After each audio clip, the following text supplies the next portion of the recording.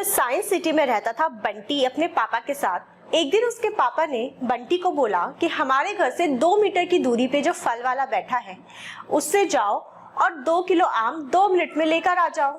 अब बंटी ने पापा की बात को ध्यान से नहीं सुना और ना ही उसने यूनिट्स को इम्पोर्टेंस दी।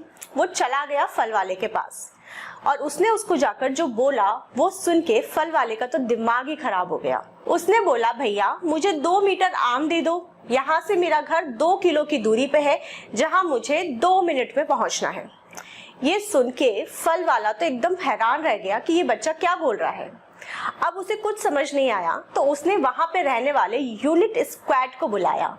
यूनिट स्क्वाड में थे 3 लोग, मिलो जो मास मेजर करता था, टैमी जो टाइम मेजर करता था और लैनी जो लेंथ को मेजर करता था। ये तीनों वहां पे पहुंचे और उन्होंने पूरी बात को अच्छे से समझा और सुनते ही उनको समझ में आ गया कि क्या प्रॉब्लम है कि बंटी ने अपने पापा की बात को ध्यान से सुना नहीं और यूनिट्स को इम्पोर्टेंस नहीं दी।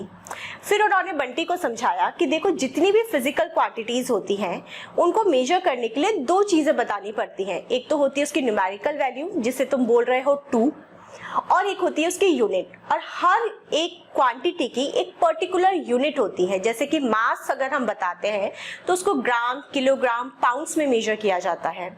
लेंथ को अगर हम बताते हैं तो उसको किलोमीटर, मीटर और सेंटीमीटर में मेजर किया जाता है।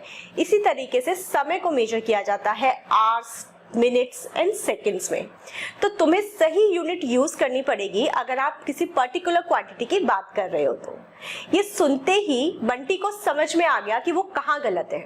फिर बंटी ने अपनी बात को करेक्ट करके बोला कि भैया मेरा घर यहाँ से 2 मीटर की दूरी पे है तो मुझे 2 किलो आम दे दो क्योंकि मुझे मेरे घर 2 मिनट में पहुँचना है।